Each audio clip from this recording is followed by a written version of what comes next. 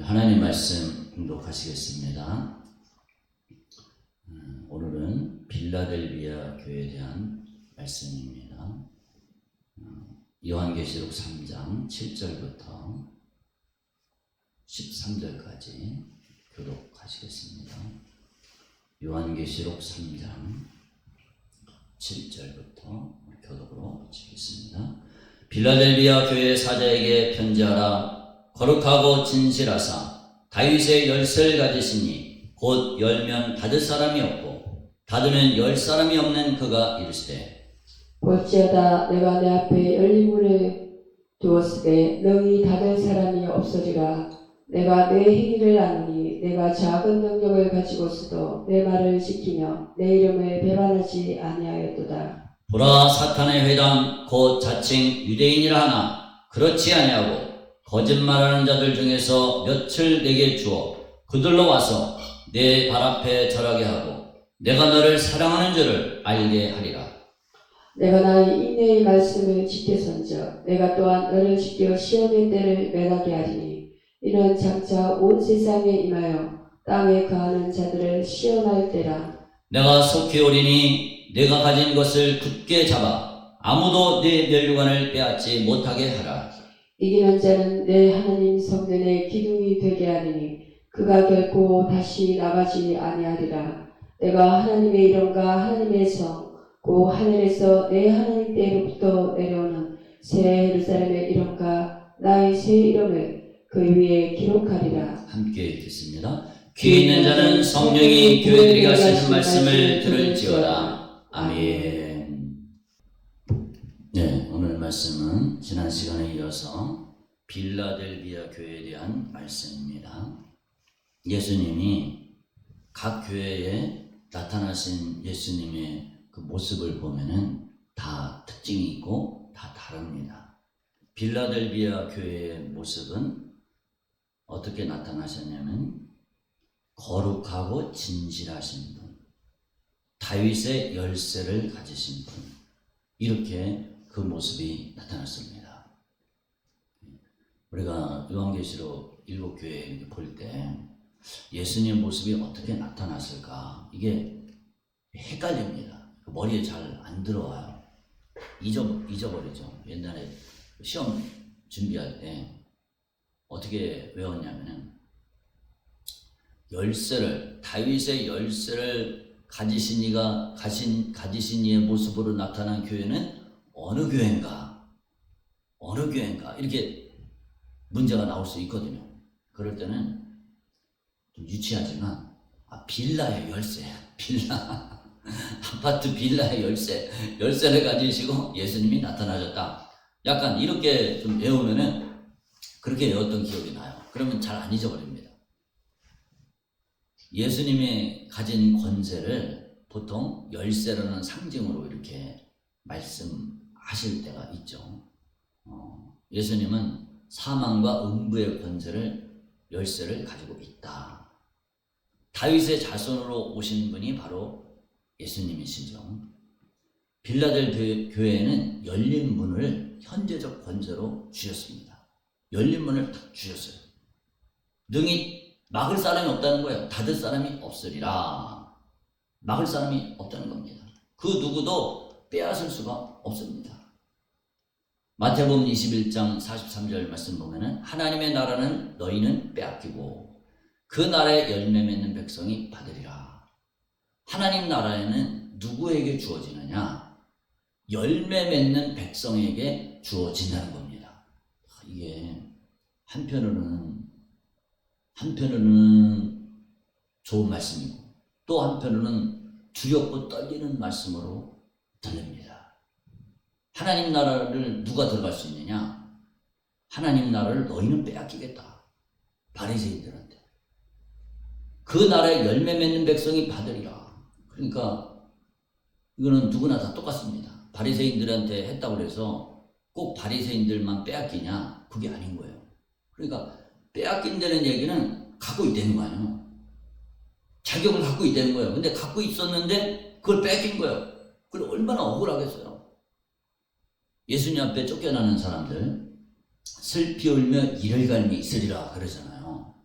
왜 슬피 울며 이를 가는 일이 생길까? 내 건데 뺏겨서 그러는 거예요. 내 건데 뺏겨서. 내 건데 뺏기면 얼마나 억울하겠어요. 아예 처음부터 안 갖고 있어. 처음부터 안 갖고 있으면 억울할 일이 없어요. 억울할 일이 없습니다. 근데 갖고 있었어. 갖고 있다가 뺏기면 진짜 얼마나 억울하겠어요. 원래 이스라엘 백성들이 뭡니까? 그들의 정체성은 하나님의 자녀잖아요. 하나님의 백성이에요. 하나님의 백성이라는 것은 장차 천국 들어가요. 하나님 나라를 기업으로 받는 그게 약속이 돼 있습니다. 약속이 돼 있어요. 근데 약속이 돼 있으면 내 거라는 거예요. 근데 그걸 뺏기는 거예요. 얼마나 안타까운 일입니까? 근데 그것이 누구한테 해당되는 거냐? 오늘 누구에게나 다 해당이 된다는 거예요. 오늘 우리는 하나님의 나라가 예비되어 있습니다. 우리에게, 믿는 자들에게. 예수를 믿고 예수를 영접하고 성령으로 거듭난 사람들. 하나님 나라가 우리에게 다 예비되어 있습니다. 그런데 슬피 울며 이를 갈미 있으리라. 이거는 가능성은 누구한테나 다 있다는 거예요. 그러니까 우리는 늘 조심해야 됩니다. 나를 돌아봐야 돼요. 누가 가느냐? 그 나라의 열매 맺는 백성이 받으리라. 열매 맺는 사람들만이, 그 사람들만이 천국을 소유할 수가 있다는 거예요. 그러니까 이미 받았어. 근데 그거를 계속 유지를 해 나가야 된다는 거예요. 마귀가 오는 사자처럼 두루다니며 산길자를 찾아 헤맨다고 그랬는데 뭘 빼앗습니까? 우리에게서 내게 있는 영생, 내게 있는 천국을 빼앗아 가려고 그렇게 두루 찾아다니면서 헤맨다고 그랬습니다. 우리는 마귀에게 사로잡히지 말아야 된다는 거예요. 열매가 뭡니까? 오늘 본문 말씀으로 보면은 열매는 뭐냐? 8절에 보면은 내가 내 행위를 아노니 내가 작은 능력을 가지고서도 내 말을 지키며 내 이름을 배반하지 아니하였도다. 그러니까 이 빌라델비아 교회의 열매는 어떤 겁니까? 작은 능력을 가지고서도 예수님의 말씀을 지키는 거, 주님의 이름을 배반하지 않는 거, 그게 열매입니다. 좋은 열매를 맺은 겁니다. 그러니까 오늘 우리도 좋은 열매를 맺어야 됩니다. 능력이 작아도, 능력이 부족하여도 주님의 말씀을 끝까지 지키는 거, 하나님 말씀을 지키려고 애쓰고 힘쓰는 거, 그게 바로 열매라는 겁니다. 우리는 10절에 보니까 내가 나의 인내의 말씀을 지켰은즉, 주님의 말씀을 끝까지 붙잡으라는 겁니다.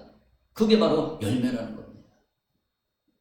예수님은 부활하신 다음에 계시록 1장 18절 말씀에 보면은 이제 세세토록 살아있어 사망과 음부의 열쇠를 가졌노니, 예수님이 사망과 음부의 열쇠까지도 가지고 계십니다. 그 권세를 성도들에게 위임을 하셨어요. 그러니까 이게 무슨 말씀입니까? 성도가 마귀와 귀신들을 예수의 이름의 권세로 묶을 수가 있습니다. 이 권세가 우리에게 주어졌습니다. 내가 천국 열쇠를 내게 주리니 내가 땅에서 무엇이든지 매면 하늘에서도 매일 것이고 내가 땅에서 무엇이든지 풀면 하늘에서도 풀리리라. 이 권세를 베드로한테만 준 것이 아니라 오늘 우리에게도 주어졌다는 겁니다. 근데 이 권세를 안 써먹으면 그게 바보라는 거예요. 안 써먹으면. 우리한테 이미 그 권세가 다 주어졌습니다. 그러니까 우리는 이 권세를 써먹으라는 거예요. 주님, 이 마귀 권세 예수 이름으로 사도행전 16장 18절에 예수 이름으로 악한 마귀 역사를 이겨내고 묶을 수 있는 그런 권세를 우리에게 주셨습니다. 우리 사도행전 16장 18절 말씀 우리 같이 한번 읽어봅시다. 합독으로 읽겠습니다. 이같이 여러 날을 하는지라 바울이 심히 괴로워하여 돌이켜 그 귀신에게 이르되 예수 그리스도의 이름으로 내가 네게 명하노니 그에게서 나오라 하니 귀신이 즉시 나오리라. 아멘. 이 말씀이 우리가 잘 아는 말씀이잖아요. 바울한테만 준 것이 아니라 우리 믿는 자들에게도 이런 권세가 주어졌습니다. 근데 안 믿고 구하질 않아. 하나님의 모든 약속은, 하나님의 모든 약속들이 있잖아요. 이거는 믿는다고 해서 그냥 주어지는 것이 아닙니다. 믿으라 그러잖아요. 믿는다고 해서 그냥 주어지는 것이 아니에요. 구해야 됩니다. 달라고 그래야 돼. 달래서 구해서 얻어내야 됩니다. 그래야 내 것이 되는 겁니다. 우리 한번 따라합시다. 하나님의 모든 약속은 구해서 얻어내서 내 것으로 만들어야 된다. 아멘. 하나님의 모든 약속들, 신구약이라고 그랬잖아요. 신약, 구약. 하나님의 약속은 주어져 있지만은, 약속되어 있지만은 그걸 내 것으로 만들려면은 구해서 달라고 해서 내가 소유해야 된다는 거예요. 맨날 한 달란트 받은 자처럼 나는 왜 이것밖에 없지? 왜 저 사람한테는 2달란트 주고 또 B라는 사람한테는 5달란트나 주고 나는 왜 이거밖에 없지? 이러면서 심사한탄하고 가만히 앉아있는 것이 아니라 달라고 해야 되는 겁니다. 달라서 구해서 내 것으로 만들라는 겁니다. 그럴 때 어떻게 됩니까? 그럴 때 우리는 정말로 주님이 소유한 권세를 갖고 어떻게 합니까? 주의 일을 감당하는 겁니다. 주의 일을 감당하고 하나님께 영광 돌릴 수 있는 우리의 삶이 된다는 거예요. 빌라델 교회가 뭡니까? 9절에 보니까 보라 사탄의 회당 곧 자칭 유대인이라 하나 그렇지 아니하고, 이 유대인들의 심한 박해가 있었다는 것을 우리가 알 수가 있습니다. 본문에 유대인들의 박해를 받았다 이런 말씀은 없습니다. 근데 앞뒤 문맥을 볼 때 이 사람들이 유대인들에게 심한 박해를 받았구나. 그런데도 말씀을 지켰구나. 예수님을 배반하지 않았구나. 처음 사랑을 끝까지 간직한 것에 대한 칭찬을 받았습니다. 유대인들은 어디를 가든지 박해를 했습니다. 유대인들은 사탄의 도구가 돼서 교회를 박해했습니다. 빌라델비아 교회뿐만이 아니고 당시에 많은 교회들이 유대인들로 인해서 많은 시련을 당하고 있었습니다. 바울 사도가 어디를 가든지 그냥 쫓아다녔습니다. 쫓아다니면서 그렇게 죽이려고 그렇게 애를 얼마나 많이 썼는지 모릅니다. 그 열심을 갖고 하나님을 섬겼으면 얼마나 좋겠습니까? 근데 그러지를 못했습니다.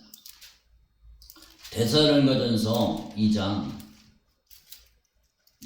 15절 16절 우리 한번 보겠습니다. 데살로니가전서 2장 15절 16절 우리 같이 한번 한 목소리로 읽어보겠습니다.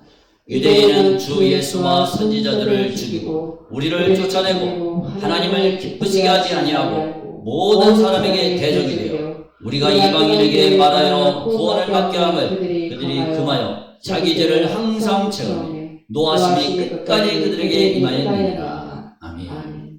유대인들이 이런 일을 했어요. 예수님도 죽였지, 하나님의 아들까지도 죽였지, 선지자들도 죽였지, 사도들을 쫓아냈지, 하나님을 기쁘시게 하고 모든 사람에게 대적이 됐다는 거예요. 왜 그러냐? 이방인들의 구원 못 받게 하려고 그랬다는 거예요. 얼마나 이게 악한 일입니까? 그러니까 노하심, 하나님의 진노하심이 그들에게 임했다고 그랬습니다. 마귀의 도구가 되어버렸다는 겁니다. 복음 때문에 서머나 교회와 많은 교회들이 박해를 많이 받았습니다. 서머나 교회도 보면은 2장 9절을 보면 유대인이라는 자들의 비방도 알거니와 실상은 유대인이 아니오 사탄의 회당이라. 이 사람들이 그렇게 회방을 놓았습니다. 그런데 이런 유대인들이 어떻게 됩니까? 교회 앞에 절하게 되는 날이 온다는 거예요. 그들로 와서 내 발 앞에 절하게 하고 내가 너를 사랑하는 줄을 알게 하리라. 교회가, 야, 진짜 교회가 하나님의 사랑을 받는 것이구나. 이거를 알게 된다는 거예요. 이런 일들이 실제로 일어났겠죠. 성경에는 이 빌라델비아 교회 이 역사 여기에는 기록이 안 됐지만은 예수님의 약속이니까 실제 일어났겠죠. 그리고 이제 구체적으로는 언제 일어나겠습니까? 언제 일어나냐면 이제 요한계시록 11장에 보면 두 증인이 나옵니다. 두 증인 이야기가 나오면서 그때 유대인들이 회심하고 돌이킬 것을 말씀해주고 있습니다. 유대인들은 반드시 돌이키고 회개할 겁니다. 두 증인의 역사로 말미암아 큰 엄청난 유대인들이 주님께로 돌이킵니다. 빌라델비아 교회 앞에 절한다는 것은 꼭 빌라델 교회만 이렇게 막 절하고 막 숙이고 이런 뜻이 아니라 빌라델비아 교회를 통치하시고 다스리시는 예수님 앞에 복음 앞에 돌아온다는 뜻이죠. 복음 앞에 돌아온다는 뜻입니다. 이들이 복음을 수긍하고 복음을 받아들이고 맞아들이고 하나님의 말씀에 순종하게 된다는 뜻입니다. 그럴 때 이들이 믿음을 지킬 때 작은 능력을 가지고도 주님의 말씀을 지키고 배반하지 않을 때 그때 무슨 일이 어떤 칭찬이 있습니까? 10절에 보면 우리 같이 한번 읽읍시다. 10절 내가 나의 인내의 말씀을 지켰으며 내가 또한 너를 지켜 시험의 때를 면하게 하리니 이는 장차 온 세상에 임하여 땅에 거하는 자들을 시험할 때라. 아멘. 하나님께서 교회를 사랑함을 어떻게 알게 됩니까? 어떻게 알게 될까요? 온 세상 사람들에게 전부 심판이 내립니다. 전부 심판이 내리는데 하나님을 믿는 자들, 하나님을 신실하게 섬기는 자들에게는 재앙이 안 와. 재앙이 안 와. 그러면 어떻게 돼요? 하나님께 영광 돌리게 되는 거예요. 야, 아니 우리는 왜 재앙을 당했지? 재앙이 이 인재앙, 나팔재앙, 무시무시한 재앙들이 6장부터 나오잖아요. 우리는 왜 재앙이 안 와? 재앙이 와, 우리에게는. 엄청난 재앙이 와. 근데 저 사람들은 왜 재앙이 안 오지? 그런 걸 보면서, 야, 우리가 예수를 믿어야 된다. 예수가 진짜 예수가 메시아구나. 이거를 깨닫게 된다는 거예요. 그리고 돌이키게 됩니다. 진노의 심판 재앙을 내리실 때 하나님께서는 교회를 철저하게 보호하십니다. 그 재앙은 누구한테 내립니까? 땅에 거하는 자들을 시험할 때라. 오직 땅에 거하는 자들에게 시험을 내리십니다. 땅에 거하는 자들이 누굽니까? 땅에 거하는 자들은 성도를 제외한 모든 사람들을 뜻합니다. 성도를 제외한 모든 사람들. 그 사람들이 바로 땅에 거하는 자들입니다. 계시록에서 20여 회 반복됐습니다. 진노의 심판 재앙은 누구한테만 내립니까? 오직 악인들에게, 하나님 말씀을 거역한 자들, 불순종한 자들에게만 내려집니다. 그때 인치는 재앙이 일어납니다.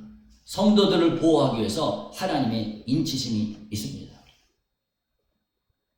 왜 우리가 잘 아는 대로 출애굽기에 재앙이 내릴 때, 10가지 재앙이 내릴 때 누구에게 임했습니까?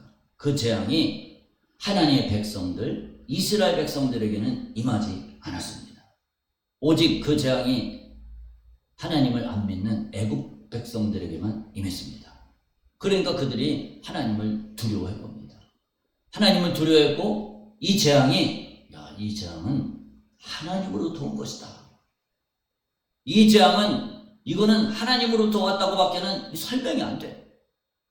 같은 애굽 땅에 같이 살면서도 하나님이 구별하시잖아요. 애굽을 고센 땅과 이스라엘 땅, 고센 땅과 애굽 땅을 구별하잖아요. 한쪽에만 재앙이 내리는 겁니다. 그러니까 이거는 하나님이 내리신 재앙임이 틀림없다. 이렇게 깨닫는 겁니다. 이게 뭡니까? 시험할 때라 그랬잖아요. 시험이 뭡니까? 이제 이런 사실을 보고 너희들이 예수께로 돌이킬 것이냐, 하나님 앞에 무릎 꿇을 것이냐, 아니면 끝까지 구약시대 바로처럼 끝까지 애굽의 바로처럼 마음을 완악하게 해서 돌이키지 않을 것이냐? 그게 테스트 한다는 겁니다. 테스트 한다는 거예요. 시편 23편 5절에 보면 주께서 내 원수의 목전에서 내게 상을 차려주시고 기름을 내 머리에 부으셨으니 내 잔이 넘치나이다. 고센 땅에만 지향되시라. 고산 이스라엘이 거하는 고센 땅에만 재앙이 내리질 않았죠. 악인들의 눈앞에서 이런 일들이 펼쳐지는 거죠. 그 시편 23편 말씀이 펼쳐지는 겁니다. 그러니까 이 안 믿는 사람들, 비신자들이 하나님께로 요때 이제 회개하고 돌이키는 사람들이 많을 겁니다. 특히 유대인들 가운데 많을 것이고 세상 사람들 가운데 엄청나게 많을 겁니다. 그게 무시무시한 시련들이 나타나잖아요. 서로 죽이게 하고 첫째, 인재양, 둘째, 셋째 엄청난 재앙들이 일어나잖아요. 땅의 짐승, 검과 흉년과 사망과 땅의 짐승들로서 죽이더라. 이런 일들이 일어납니다. 엄청난 일들이 일어나요. 근데 예수를 잘 믿고 믿음을 지키는 자들에게는 시험의 때를 면하게 하리니, 내가 너를 지켜 시험의 때를 면하게 하리니, 이 말씀이 임해야 된다는 거예요. 여러분, 이 말씀이 저와 여러분들에게 꼭 적용되시기를 주님의 이름으로 축복합니다. 여기서 예배가 되면 이제 큰일 나는 거예요. 장차 온 세상에 임하여 땅에 거하는 자들을 시험할 때라. 근데 내가 너를 지켜 시험의 때를 면하게 하리니, 요 면하는 대상이 돼야지, 우리가 시험의 때에서 시험이 제외되는 대상이 돼야지. 이 시험이 말이 시험이지 이게 그냥 시험이 아니에요. 죽는 시험입니다. 죽는 시험, 고통의 시험입니다. 여기 시험의 대상이 되면 이제 큰일 나는 겁니다. 그러니까 우리는 어떻게 됩니까? 인내의 말씀을 지키라는 거예요. 아니, 말씀이면 말씀이지 왜 하필 인내의 말씀이야 도대체? 왜 하필 인내의 말씀일까? 우리 한번 따라합시다. 말씀을 지킬 때는 인내가 반드시 필요하다. 아멘. 말씀을 지킬 때는 이게 그냥 되는 게 아니라는 거예요. 꼭 인내하라는 겁니다. 인내의 과정이 꼭 있어야 된다는 거예요. 그리고 인내라는 것이 뭡니까? 이게 어렵고 힘들다는 거예요. 어렵고 힘든 과정을, 어렵고 그 힘든 이 과정을 통과해야 된다는 거예요. 통과할 수밖에 없다는 겁니다. 예수 믿는다고 해서 모든 것이 만사형통이고 환난도 없고 박해도 없고 핍박도 없고 막 고난도 없고 시련도 없고, 그게 아니라 환난과 역경과 고난이 늘 있습니다. 우리에게 있습니다. 근데 인내의 말씀을 지키며 내 말을 지키며 우리는 내가 나의 인내 말씀을 지켰습니다. 주님의 말씀에는 꼭 인내로 지키라는 거예요. 예수님이 그러셨나요? 예수님은 그러면 인내의 말씀을 지켰나? 저는 이제 성경을 이렇게 볼 때마다 그런 생각을 해요. 예수님은 그렇게 하셨나? 이런 생각을 늘 합니다. 예수님은 그러면 인내의 말씀을 지켰나? 예수님이 인내의 말씀을 지키셨죠. 하나님께서 부여하신 그 십자가의 잔, 고난의 잔, 그 잔을 예수님은 지켜내셨습니다. 감당해내셨어요. 어떻게 감당하셨습니까? 겟세마네 동산에서 땀방울이 핏방울이 되도록 기도하는 그 기도의 과정을 통해서 주님의 사역을 완성시키기 위해서, 이 대속사역, 구원사역을 완성시키기 위해서 내 힘으로 할 수 없으니까 성령의 능력으로 감당해야 된다. 그래서 땀방울이 핏방울이 되도록 그렇게 기도하면서 하나님의 도우심을 구했을 때 심한 통곡과 눈물로 간구의 소원을 올리셨다. 그래서 들으심을 받았다. 하나님이 응답하시고 예수님은 인내의 말씀을 끝까지 지키셨습니다. 만약 원수들이 예수님께 야, 네가 하나님의 아들이냐? 내가 찬송받을 자의 아들이냐? 그리스도냐? 그렇다. 내가 바로 말했다. 내가 말하였도다. 내가 말하였도다. 그랬더니 신성모독이다 하면서 뺨을 다 때리고, 그 영화에 보면은 침을 얼굴에 그냥 가래침을 그냥 다 뺐고, 그런데 예수님이 어떻게 했습니까? 가만히 있었습니다. 침묵을 지키셨습니다. 침묵하셨어요. 그게 뭡니까? 그게 인내의 말씀을 지키는 겁니다. 예수님이 참아내셨어요. 예수님 성질 같으면은 예수님이 약간 좀 다혈질적인 성격이잖아요. 이제 굳이 이제 성전을 그 비둘기 바른 자들과 모든 자들 그분들 다 이렇게 뒤엎으시면서 맞아요. 상을 불러오고 다 노끈으로 채찍 만들어서 다 때리고 엎어버리고 막 그러셨잖아요. 물품들을 엎어 사람을 때리면 예수님이 성질이 없는 게 아니에요. 예수님이 성질이 없어서 참은 게 아닙니다. 바보라서 참은 게 아니에요. 예수님은 인내의 말씀을 지켜내셨습니다. 지켜내셨어요. 기도로 지켜내셨습니다. 그러면 오늘 우리는 어떻게 될 거예요? 오늘 우리도 그렇게 하라는 거예요. 예수님이 인내의 말씀을 지킨 것처럼 우리도 그렇게 지켜내라는 겁니다. 우리가 참 부족하고 연약하잖아요. 마귀는 어떻게든지 멸류관을 빼앗으려고 그렇게 무던히도 애를 씁니다. 생명의 멸류관을, 생명 곧 영생, 이것을 빼앗으려고 무던히도 애를 씁니다. 근데 이거를 빼앗지 말아야 됩니다. 우리가 부족하고 연약하고 죄가 얼마나 많습니까?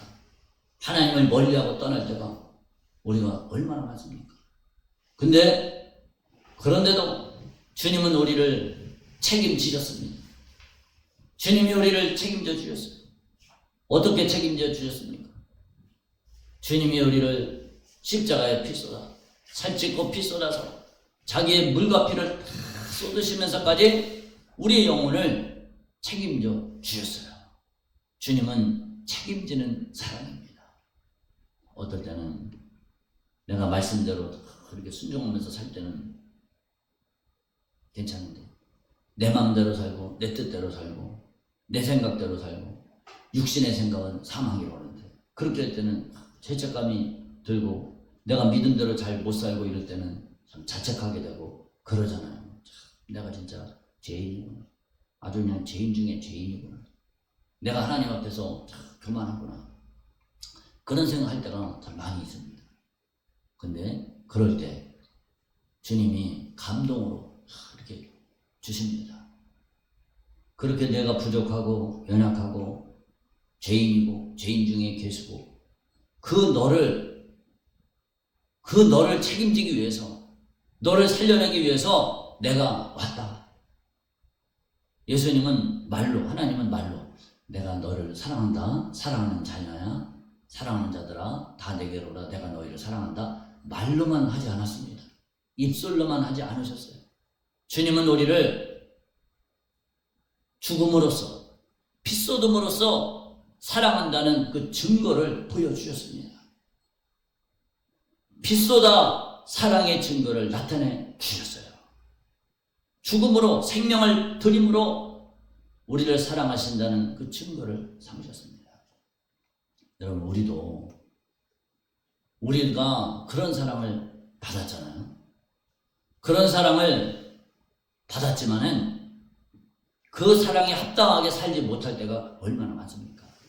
이제 주님이 우리에게 요구하시는 것은 우리가 그 사랑을 받았으니까 그 사랑을 받은 자로서 주님을 그렇게 사랑해야 되고 그 사랑을 받은 자로서 세상 사람들, 다른 사람들의 영혼을 내 이웃을 내 몸과 같이 예수님처럼 책임지는 사랑을 하라는 겁니다. 그러면 따라합시다. 예수님처럼 책임지는 사랑을 하자. 아멘. 우리가 이웃 영혼들을 위해서 왜 기도를 합니까? 왜 기도하라고 그럽니까? 책임지라는 거예요. 저들의 영혼을 책임지라는 겁니다.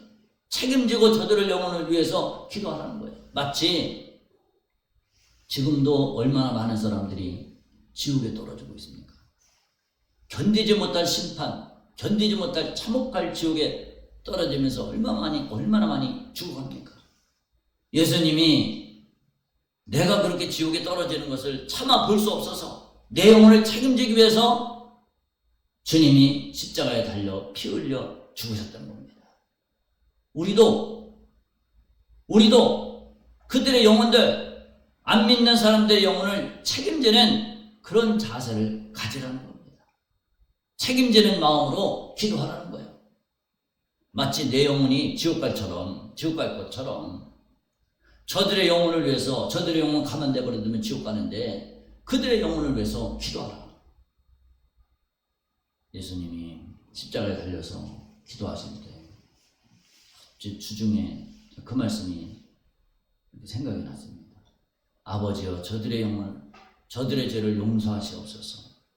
자기들이 하는 것을 알지 못합니다. 자기들이 하는 것을 알지 못합니다. 이렇게 기도했습니다. 그게 예전에는 성경을 읽으면서 저게 누구를 향해서 한 얘기일까 보면은, 이제 해석하는 걸 보면은 저게 유대인들을 향해서 하는 말씀이다. 자기들을 십자가에 넘겨준, 예수님을 십자가에 넘겨준 유대인들을 용서하는 기도다. 혹은 그 십자가 강도를 위해서 하는 거다. 이렇게 학자들 간에 이렇게 이견이 이렇게 있습니다. 그런 견해가 있어요. 엊그저께는 그 말씀이 이렇게 생각이 나면서, 주님, 저들의 죄를 사하소서. 자기들이 하는 것을 알지 못합니다. 그게 누구를 위해서 한 걸까? 저게 나를 위해서 기도하신 거구나. 아니, 내가 죄가 뭔지도 모르고 헤매고 죄가 뭔지도 모르고 살 때가 참 많습니다. 그럴 때가 많아요. 주님이 나를 품어주지 않는다면, 주님이 나를 용서로 받아들이지 않는다면, 주님이 나를 위해서 중보의 기도를 안 해주신다면 나는 끝장이구나. 그런 생각을 주중에 그런 말씀을 이렇게 묵상을 했습니다. 주님은 바로 나를 위해서 기도하신 겁니다. 자기가 하는 것을 알지 못합니다. 여러분, 이 세상 사람들이 왜 예수를 안 믿습니까? 몰라서, 죄가 뭔지를 몰라서 하나님께로 돌이키지를 않습니다. 그러니까 우리는, 주님, 나의 죄를 용서해 주세요. 주님, 이웃의 영혼을 책임지려는 마음을 갖게 해주세요. 이웃의 영혼을 나부터 책임지려는 자세가 너무나 부족합니다. 이웃의 영혼을 책임지고 이들의 영혼을 위해서 애타는 마음으로 기도하게 도와주세요. 기도할 수 있는 마음을 주세요. 주님처럼 기도할 수 있는 열정을 주세요. 사랑을 주세요. 사랑이 없으면 지옥 간다고 그러잖아요. 예수님 그랬잖아요. 왜 줄인 자에게, 병든 자에게 먹을 것을 주지 않았느냐? 이게 실제로 육신이 병들고 줄인 자를 돌아보지 않은 거, 물론 그것도 가리키지만 동시에 또 어떤 것을 가리키냐면 영적으로 병든 사람들, 이 사람들을 돌아보지 않고 이들을 책임지지 않고 하면은 안 된다는 겁니다. 사랑이 없으면 버림받는다는 거예요. 그러니까 우리가 주님의 심정으로 기도할 때도 주님의 심정 갖고 기도하게 해주세요. 저와 여러분들이, 우리 모두가 주님의 심정을 갖고 기도할 수 있기를 주님의 이름으로 축복합니다. 우리는 이 마귀가 반드시 치열하게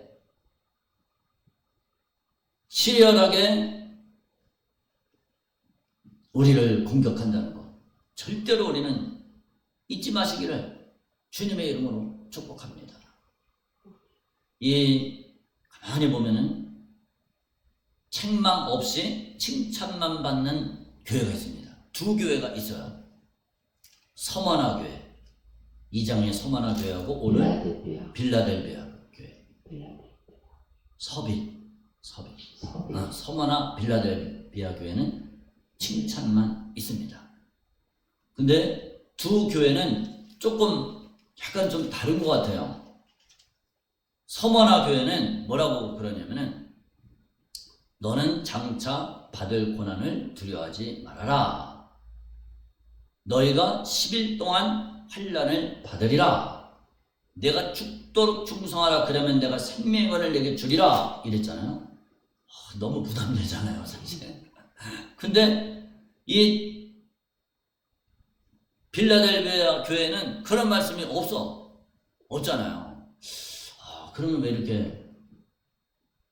이렇게 차이가 나지? 약간 좀 모순된 상황이 아닌가? 그렇게 생각할 수도 있습니다. 왜 빌라델비아 교회는 이렇게 쉽지? 그렇게 할 수도 있어요. 그렇게 생각할 수도 있습니다. 그런데 사실은 11절 말씀을 우리 같이 한번 읽어볼까요? 내가 속히 오리니 내가 가진 것을 굳게 잡아 아무도 내 면류관을 빼앗지 못하게 하라. 아멘. 이걸 보면은 빌라델비아 교회도 사탄의 핍박이 기다리고 있음을 암시를 해주고 있습니다. 내가 가진 것을 굳게 잡아 아무도 내 면류관을 빼앗지 못하게 하라. 이 말씀은 면류관을 빼앗을 만한 그런 시련이 앞에 기다리고 있다는 거예요. 면류관을, 내게 주어진 면류관, 이 면류관이 우리가 이제 그렇게 많이 배우잖아요. 많이 들었잖아요. 구원은 받았는데 우리에게 또 면류관을, 또 무슨 면류관을 준다. 어떤 면류관을 이렇게 준다. 생명의 면류관을 준다. 이런 얘기를 하잖아요. 물론 그 말씀이 다 틀렸다 이런 뜻은 아니에요. 근데 여기서 말씀하는 이 면류관은 뭡니까?